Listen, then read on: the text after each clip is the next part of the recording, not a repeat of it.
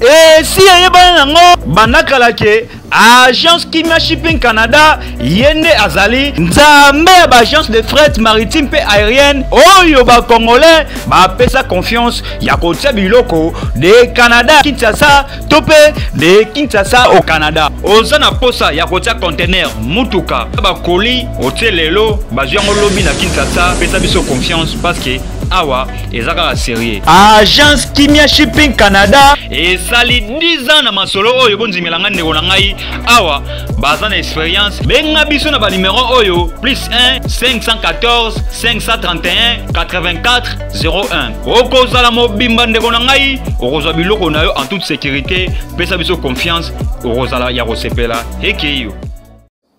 Chers internautes, fidèles abonnés, bonjour, bonsoir, bon après-midi, ça dépend de l'heure où vous nous suivez. Nous vous disons bonjour, nous vous disons bienvenue dans votre émission d'aujourd'hui, Univers Warriors.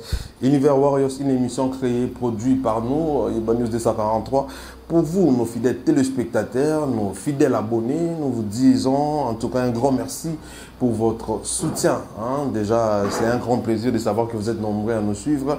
N'a pas réaction, n'a pas suggestion, n'a pas remarque. Surtout, ne cessez pas, il y a style de la biso, remarque, car on en a vraiment besoin pour nous aider à très bien travailler. Donc, vos remarques, surtout, c'est très important pour nous. Et vos encouragements aussi. Et c'est très important pour nous, les encouragements. Et ça, la biso, to matissa qualité en moussala. Remarque, et ça, la biso, to bongissa. En tout cas, moi, orthographe et ça, monteur. En tout cas, to solina déjà. Et là, on a tout écrit au PCA bongissa. Neti, aoyo kanga, na osale les réponses directes à partir de la caméra pour abandonner la société. Yo recouper ça comme on a vu warrior bon warrior atayo moko. Na ibisa ko jour wana warrior té. Longola en wana et ko ça la biso vraiment qui toros. Voilà. Alors, Univers Warriors de Boyebi, une émission vraiment créée pour nous soutenir l'artiste Fally Ipupa ko tia poids l'artiste Fally Ipupa parce que comme nous le savons tous, l'artiste Fally Ipupa za la kaka na ba fan nae oyo ba soutenir aussi na famille nae aussi na ba mélomane misou sur la bonne musique, bien que dans son secteur là où il est la musique aza mal aimé batu balingi mingité, on ne sait pas pourquoi parce que batu misou basala pe succès bazala victime boité mais il y a comme il harcèlement et comme il kambu penza et cela ça fait peur et heureusement pour nous heureusement que Nzambe azana simanae et après ça y ba fan lokola biso wa warrior et c'est ce qui fait que l'artiste a tenu jusqu'à ce que et surtout de lui-même, l'artiste, il a le mental d'acier, il est quelqu'un d'exceptionnel. En tout cas, vous allez monter le roi Fally, et ça facilité, c'est une bénédiction de Dieu. Et Dieu savait qu'aujourd'hui, Fally Ozala Oyazali. Et voilà la raison pour laquelle et nous disons un grand merci à notre Dieu, créateur tout-puissant. L'artiste Fally pendant il y a supporter ma balle de gauche à droite et il y a toujours objectif. Il y a toujours mon sika. Mais en 2023, l'artiste Fally Ipupa a songé déjà 2024, 2025, 2026. Nous avons un programme en 2024. Il y a Fally Ipupa, il salle à miner, il stade à miner. Et ils ont déjà prévu pour 2024. Donc c'est quelqu'un qui voit loin et qui ne lâche pas par rapport à de gauche à droite.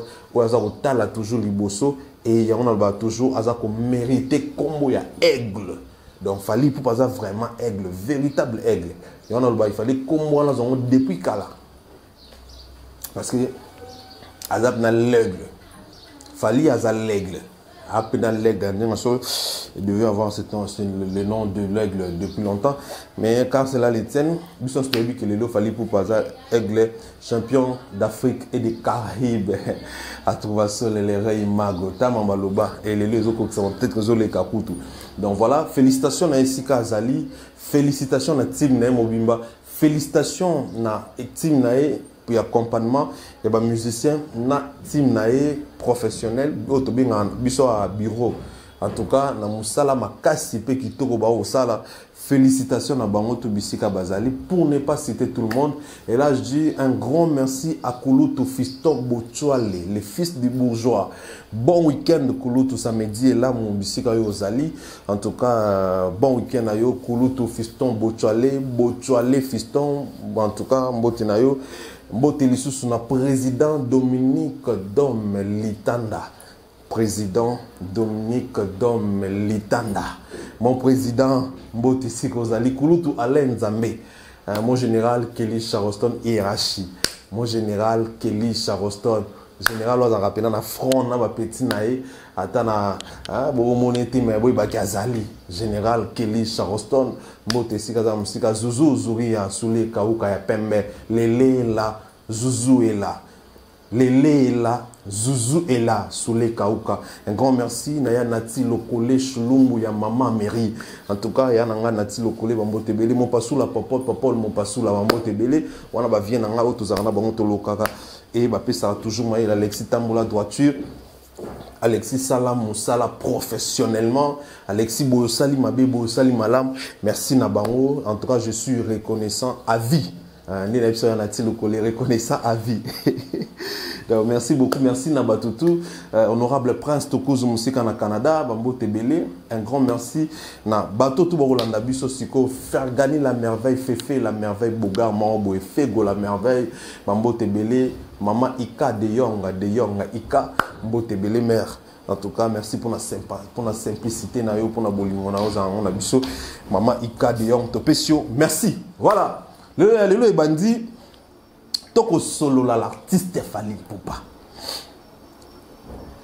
Number one, l'aigle. Nous avons mis charge et Afrique francophone actuellement. Combattu mais jamais abattu. Moi Nzambe, de moi Iba, Aimba.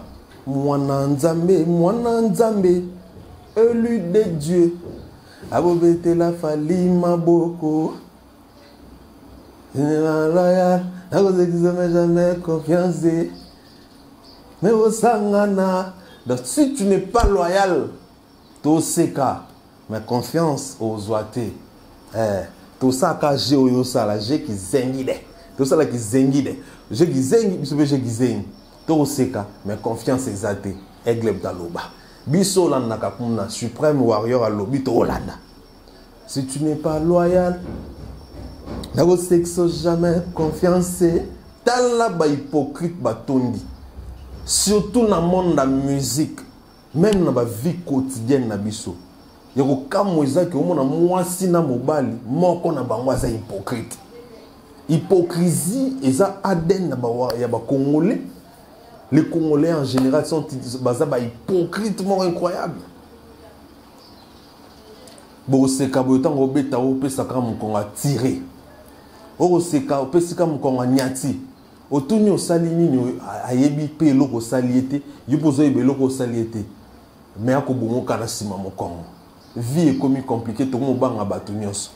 Le lot l'artiste Fally Ipupa victime de rien. Tout le monde a vie misu suboye. Ba vie misu supenza. Kokumisa Fally, kolinga Fally. Viona et l'eau à ça là, on a regretté tellement que na mona penza que les lots batuba comment prêt à baby sabomoto na bango à cause d'un petit rien.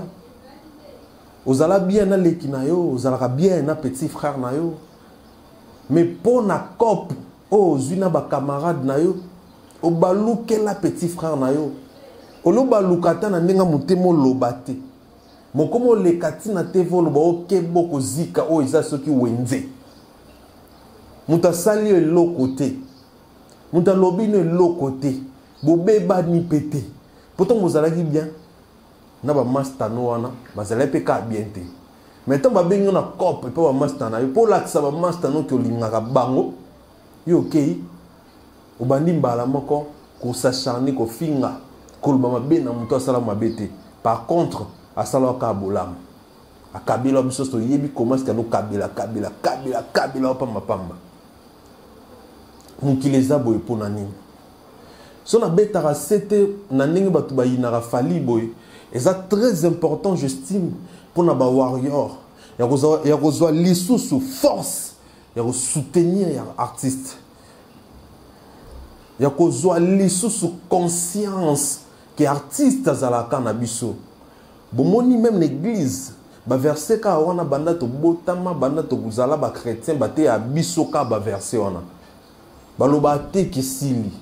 Pour normalement, aussi la paix, ça fait des années depuis que le christianisme est au Congo. Mais si la paix, bah bandela kaka.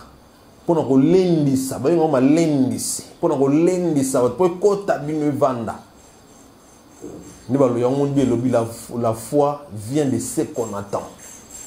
Yamon angai na beta kasete koto makasi ko lendi ça, na ko lendi ça. Warrior moi le bara. Édification spirituelle. Édification spirituelle, ce qu'on va warrior, Medine warrior, pasteur Alexis Ouechi, seigneur et chef de guerre kamikaze vivant. Mon lendi sabande konanga ba warrior. Boye baki. Elle rey mago papou fali pour pas l'aigle à cannabis. T'en as droit à ko trahir était. Ya omonanga sona moni mutu moza double. Aoye langa déjà liboso to kokena bien mi bali kokena bien mi sat na so na maman et coquille to papa et coquille. Moi c'est Fali ou rien. Nous c'est Fali ou rien. Vous ne verrez jamais Alexis d'aller commander un artiste mort boy. Jamais. Mais il y a pas de news ça dans wana. Mais je sais comme ça qu'on a foutu promotionner to l'équipe c'est l'IEP.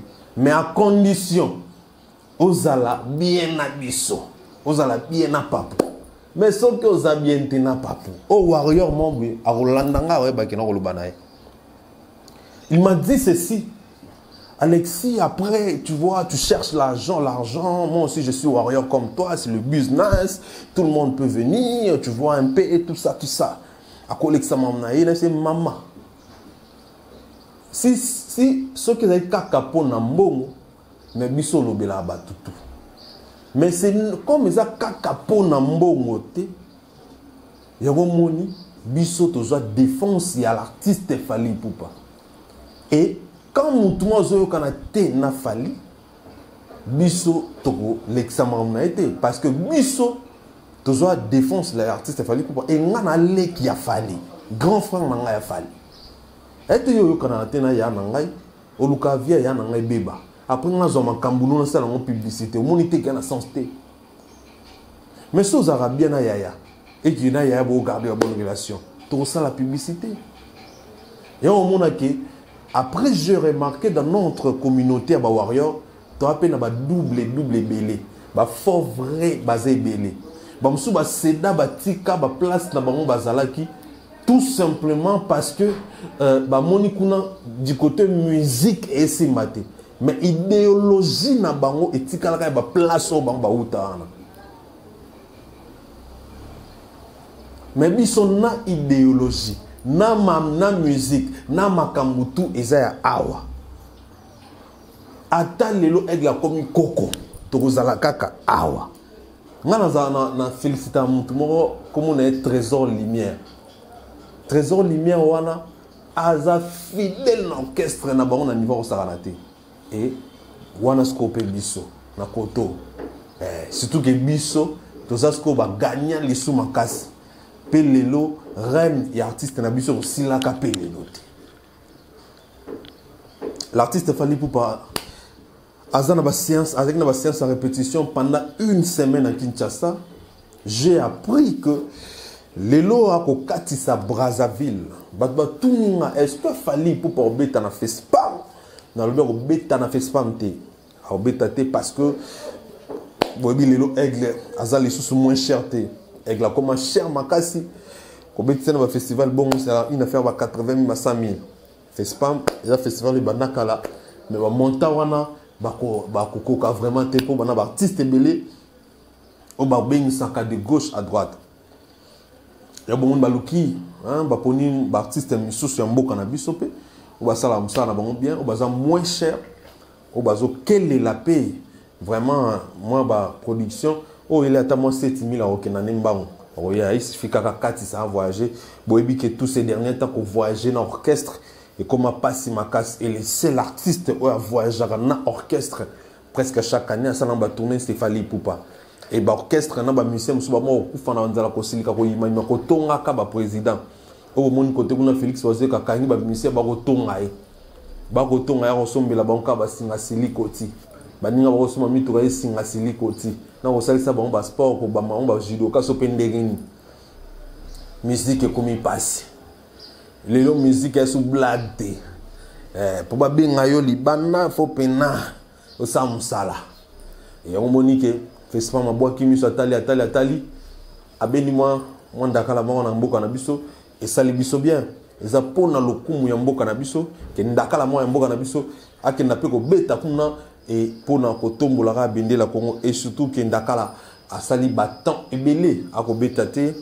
et ba production ne sali bien et ba monsieur ston avec la beta qui masamba débat ba monsieur zaki na bango lokola rêve ba ko rêver to beta ondeni et cela c'est une bonne chose ba beta ta listo to leka na podium masamba débat na compte à Fespam pour cela ka bien de boyebi tout le monde na Congo on se fallait ça là ba tout ba lingape au sala malheureusement pour na bango ba sala ngo bien te ba ko ka sala te parce que ça passe mini yo singa makambo ebele et singa ba critères et singa makambo ebele na ipsa ba artiste congolais lo moza simple bozo linga bo sala makambo o fali azo sala boluka bo copier te o sala ka o azo sala boluka pe bo copier comment est-ce que azako fonctionner parce que to vania to lali to la muki to moni ba tire en balle réelle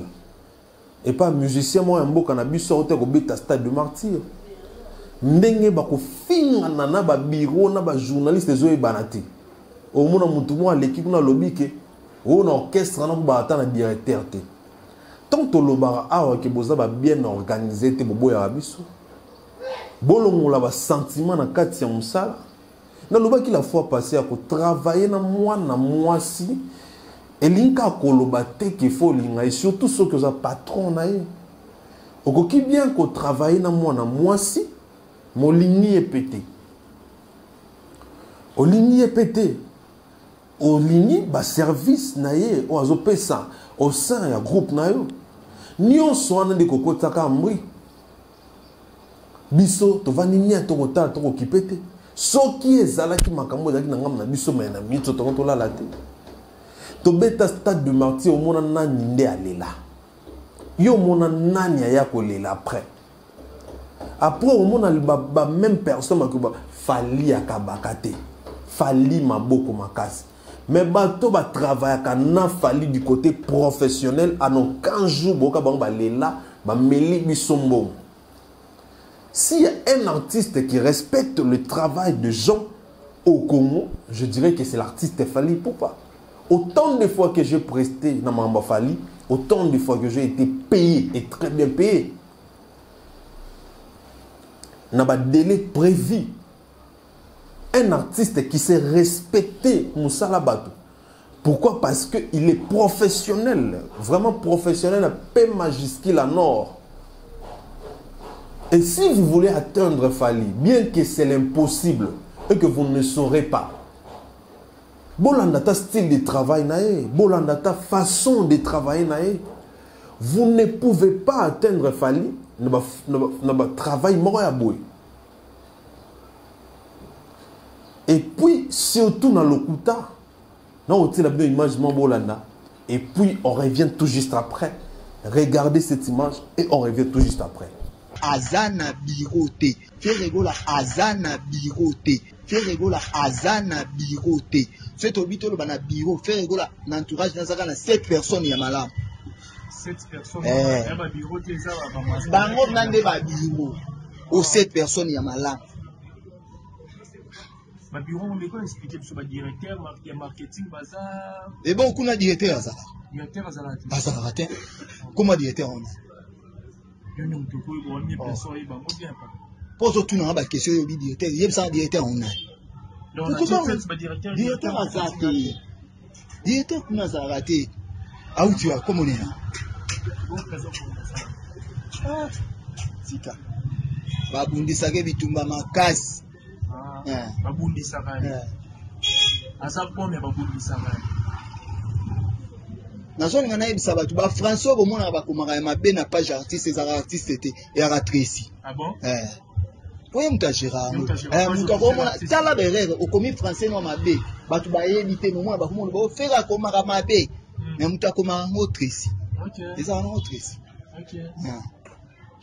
Tant on déclarait que le système de jeu où les canadiens se planter, système de jeu aux années c'était la moitié tout autour des artistes nous l'ingarami au moni lelo ceux qui Congo ils ont marché ma bébata la ministre était balobara président mais alors ministre msou ba pese mo babi bamba osh sala prince ya osh aliena yembwengi asali prince mabe après 2 jours prince etoboki parce que bakwa kizenani président de la république yango naza na besoin na lo ba souminité yango bateau nyonso. En tout cas, excusez-moi, je n'ai pas vraiment besoin de parler de Mambabatou Missus Awa. Mais ça, éclaircissement, n'a pas de détails pour nous tali sabatou vraiment que au bisopi tozala, au Batou Missus pe bazala.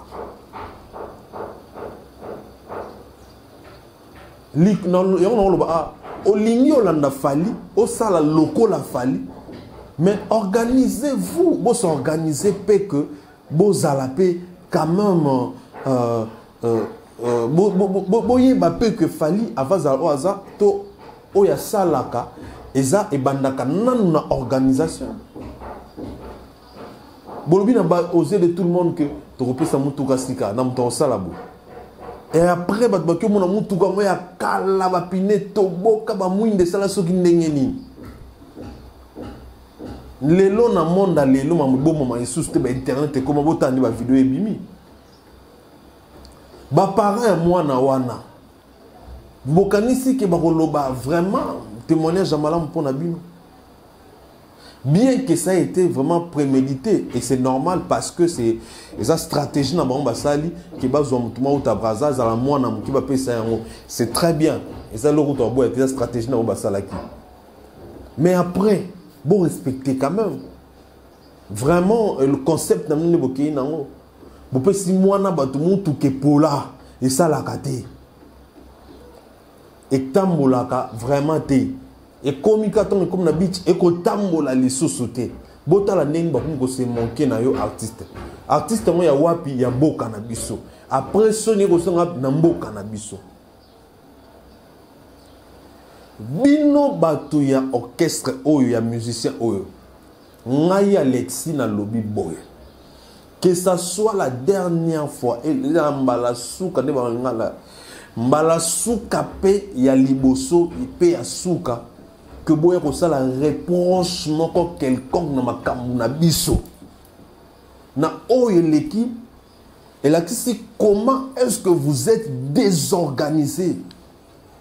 Et nous, de notre côté, on fait un effort, il y a la makambu na binote, bien que ça se voit aux yeux de tout le monde que vous êtes désorganisés. Vous n'êtes pas des professionnels. C'est pour cela que boza ba amateur. Boza ba amateur. Dans le niveau, il y a boulouye qui a des ordres, les canons, banate. Communicateur azoy banate, fanatique azoy banate, nanibo azoy banate, bureau azoy banate. Na désordre na ekulu tuku a désordre au bino bozana o na niveau au bozana o bozwa quand même courage ya koya koloba makambu na biso o etambolaka bien en ordre na makambu tout carré. Même biso bato tolobelaka fali tolobaka tozaka toujours boye. jamais bokomonaka ke ya mabe ya biso ebima bongo makasi salite bongo na miso ya bato. Donc je vous dis et je vous ordonne à partir d'aujourd'hui, ne venez jamais kolobato commenter sur ma biso moko quelconque. Bota la injustice na mboka o. Ezo yinda kuna ezo toka kuna ba page vandinière. Ba journaliste au milieu du village ba vandinière. Ba kolobate ba vandinière ba au milieu du village. Mais soki ezalaki côté oyo ya biso awa.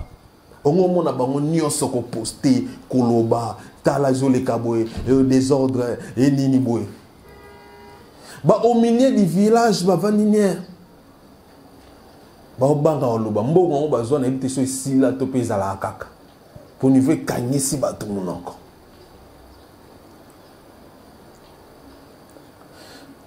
Donc bobanda nanu kozala professionnel, bobanda nanu kozala organisé, après boko ba mona biso orchestre mobimba ba impoli ndeti document boy ko fingana na ko fingana. Yango wenge obolimbisa nga pena na baya bino pona makambo boy. Na bino mona bana bobimisi ko fingana na ko fingana. Oya kozwa koto afingi mama nzoto so penini mobimba na mwasi na bana silisi.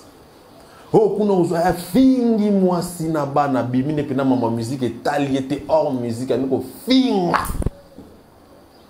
Et puis je comprends que il y a pas un mauvais tout toujours un mauvais chef à mon solo. Ngana yoka musicien.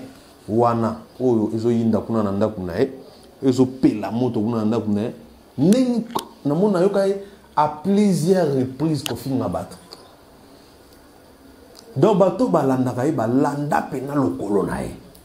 Biso yoka pena que musicien wana na téléphone mama soni tokoki ko prononcer te likambo wana taku to liboso a TV tata yo moko polo bango boy o kokangota. Musicien wana zaka na respect ba mama te. Ya finga pena mutu na téléphone mama ya mutu. Pe sexe ya mama mutu. Abakisi mapeka solo. Diama mapeka solo. Afingi mutu bongo. Yon moni même na ba fan, na biro, na bato balandake. Ndenge moko. Mutu moko uti aza parmi bato bakoloba lobela ki ba yinde batombo ki kuna bo. Moko azoloba kuna balinga kana bango bato mayele te. Identité na bango ebana ko finga na ko finga. Yango bazwa ka batuka ya ko finga. Est-ce que vous pouvez imaginer que nous dans ça la projet na promotion ya projet na ya concert ne bandi ne sili ko finga na ko finga. Kofinga na kofinga, kofinga na kofinga. Bozalaka ba leader des opinions. Bozana ba masse et la narabino. Bozako détruire mœurs. Bozako détruire mœurs. On peut bien kolakisa mécontentement na biso autrement. Et là, on peut manque d'intelligence. Et bien, bazan artiste wana bazala kanabango mayele te. Bakola na balabala. Poto na biso bande konanga poto je vous love na lela bino mabeba diaspora ya partout. Mais boy ba ki kati na bino bazo ba pe bazala kibele. Na lela bande konanga diaspora nditi na kufa. Mais kati ya bande konanga diaspora na bazo ba pe ba kibele. Oyo ba soutenaka mingi buzoba. Ovo no sona moto tali niveau réflexion moto tuni ozaka na poto oto aka wapi. Donc na préféré na sona ndeko na ngamo na kananga to azalaka to na kikuiti na kati kuna to na Équateur mamenga na imbonga kuna kota ba sankoso. Na sona na moto wana pour réflexion na ndenge kena on dit même pas que au sonena avant na résider na poto na pays où développer civilisé. Et liboki ya bato ande basangana pe ba yona mituna onze ba ponana pena ya ko ponana po ba kenda ngambo ya artiste wana. on dirait ba ponana pena bango to ba kinde kuna ko banana ye leader tina ba fan même moral ba warrior baza exceptionnel ba warrior. Félicitations l'artiste Fally Ipupa Aigle. Bande on a na braza au moni warrior, au moni on voit qu'il est différent. Warrior, il te parle français, il te parle bien, même s'il te parle en lingala, tu penses qu'il est réfléchi, il parle que de son artiste, il parle que de la musique, et artiste n'a pas activité, voilà tout ça, mais quand tu racontes l'autre, l'autre, oh gara, yo hello dit, yo papa kingani, papa veve, awa, ngana salioni, yo yebi ngana yebiote. Papa VV pour ngana sala net nini. Otali bien comprendre que ah mon choro ekota makasi et puis mutama tolo. Ça qui na bon am sala la ni kana wenzi na mboka mpaya. Na tonga la muka no finga ne pe bata batu kuluka so do bato ba ko extra so soni na mboka bapaya bangwa. Mais ba warriors ce sont des fans très respectueuses. Pourquoi? Parce que artiste na biso la ki sa biso bon nzela tambola boy bo tambola boy totambola na mulongo bon et puis na droit chama yango na zoyebisa na ba artiste boy avant bo sala makambo fallait zo sala il y a beaucoup de choses à faire misala les ebele bona misala ebele ndenge bozana. Il faut beaucoup de classe, beaucoup de langue, makambo belé bo éduquer ba fan na bino bo organiser ba bureau na bino bo structurer makambo tout ça. Kozala na ba bureau ya boye topé na ba entourage ya boye topé na ba fan ya boye. O kanga makambo so malonga ndeni po roza na professeur pena ayata autant so na ndam. Aye peno futé pe mbon. Aye biso pe bien que so no s'excuser pour ils na éloquence au kolba que en tout cas ou soit on s'excuser, ou soit on merci, tout le bélo, on pose en éloquence, peut-être je vous remercie avec toute humilité. Professeur Abi bon pas kangi avec toute humilité, ok, humilité. Kangi na mutabato. Professeur Patani c'est bien. Mutabato pas kangi. Tant ka prof a repé ça mon comment. Yemi sune Monica YouTube na chaîne na na ba fan na to petalika ba bureau na et puis qu'il y a un tout pour faire le bossan à bossan et puis bon changer humilité na humiliation. Mais tant on a entourage à bien tant on sait beaucoup de langues tant on balou qui boit on qui déjà qui mam au professeur à l'oba non on déjà pas tout le monde peut mener au loba et du coup et rappeler le souci à on et puis on a l'entourage montant au bossan et l'autant on tout ni bamo ba ko ebisam. Et surtout, il faut éviter qu'on la complexer. Ce n'est pas bien. Ce n'est pas bien.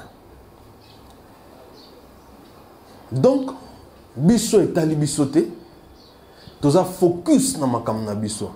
Mais ba yebaka que koko maloko Fally et senga mamusini orchestre, bo panzani loko ba mbinzo. Bo panzani. Alors, je vous ordonne de ne jamais venir dans mon abisso. Ne viens pas dans mon abisso. Atabo que c'est ndeni. Po bino mo boto bo sala soni minute bo sa mama bena minute biso etel biso de otala bino wana liso mo. Voilà. Ça, on passe à autre chose. Chaque ton fidèle abonné, n'a ko signaler bino elo mo bo sepela. Ovo arena o e betisi batumitema. Oyo rendre batuba idiot, oyo rendre batuba insensé. Ma bena Congo, mutoko sala bêtise tope buzoba. Tant que mona keza buzoba, olia zonga à s'excuser, à koyata, à revendre ne kimia. Donc bon moto dignité à batu à ralisu soutien. Site Ovo Arena na annonce ya Fally, ba beni Fally superstar. Superstar. Au niveau nini bazo confirmer maloba nanga Alexis o na loba likabu o ekreya mbutu mutu yinda na Congo ababoma nga babetanga nga pina baluka ah Aigle bazoluka nga partout mais bazomona nga te mais nga nazomona bango kanga bango fina nga namona nga bango likolo ya vérité na loba ke fali aza star aza superstar et bah l'autre baba vedette locale na lobi bongo komeli nga problème yo ozo manquer respect et nini boye baza ba star awa siko minele ba anglais ba français ko tout ba anglais ba bengi superstar boki na pe ko contredire bango boluka bango bo beta bango bo sala bango ma bende boluka ba tout pourquoi batu balingi vérité te et bongo bino monde bozana boye bina bino te qu'il fallait za superstar est-ce qu'il faut ba sabino bozala gentil bozala courtois vous ne savez pas qu'il fallait za superstar na makambo tout fallait osala superstar et aujourd'hui on voit rien na bana sengo makasi ya ko yamba artiste fali pour par l'aigle. On comprend, bah c'est la peine qu'on yamba artiste fali pour par aigle parce que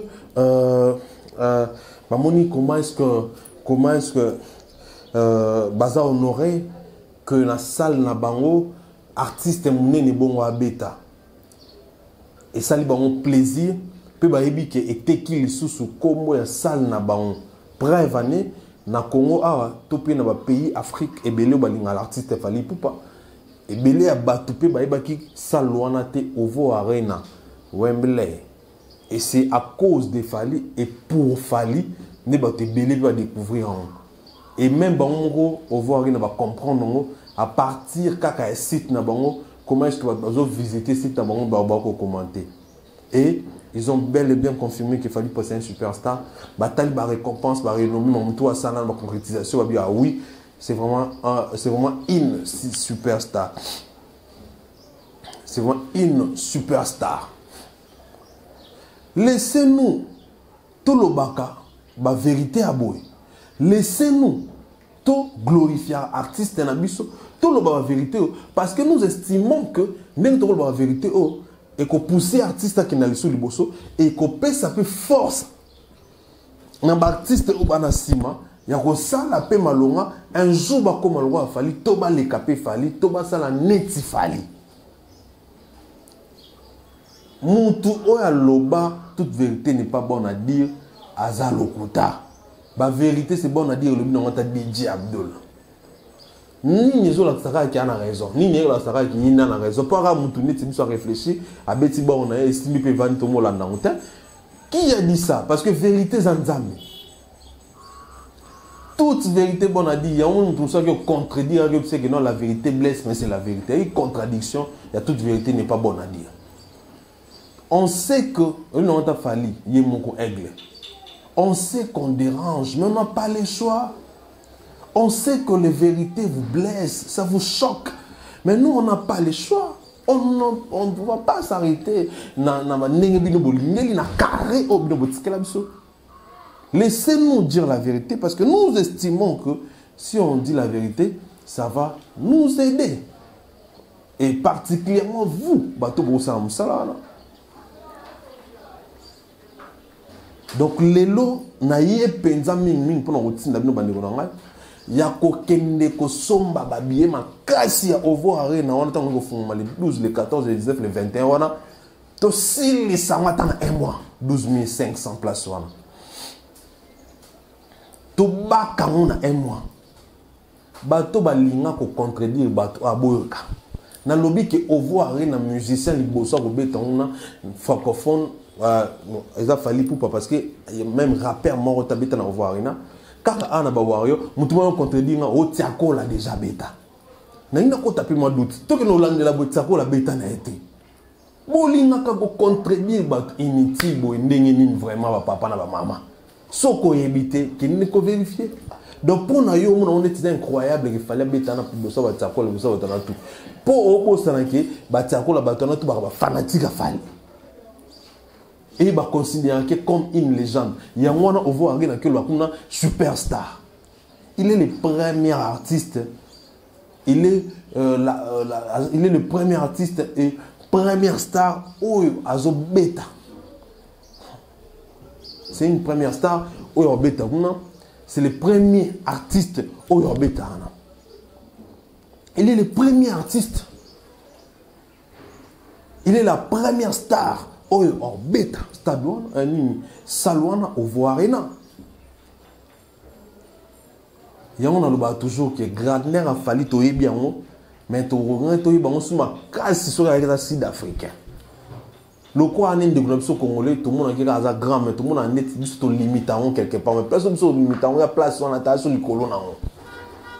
Nzambe a doté mon ballon à la grâce na bado et profitons nango poto kozala un jour fier et obete là-bas dans Nabiso que on a vécu à l'époque des Fali Poupa et tu rencontrer les bango ba prouesse ba concrétisation ba honneur ba valeur au nyo so fali sali et eleng Nabiso ba warrior yango wana tina bokoko na biso so nzamba bateli biso to sola on ba koko na biso. Voilà un peu le peu que j'avais à vous dire, mais tout ce que je vous demande, c'est d'aller acheter les billets. Acheter les billets pour Oyo Arena, acheter les billets pour Ovo Arena. C'est très important. Chers internautes fidèles abonnés, vous étiez nombreux à nous suivre et ça a été un grand plaisir. Pour aujourd'hui, Tosuka, Zambaba Telabiso, Bolandi Biso Botika Malam partout Bozali. Au revoir.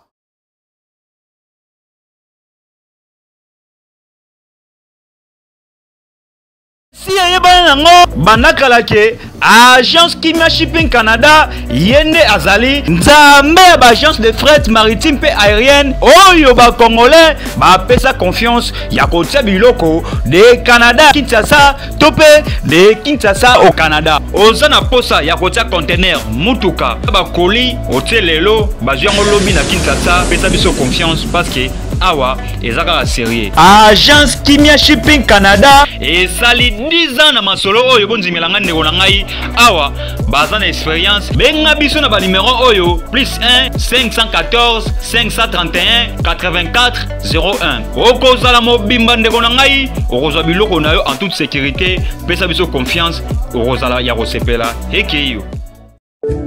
Thank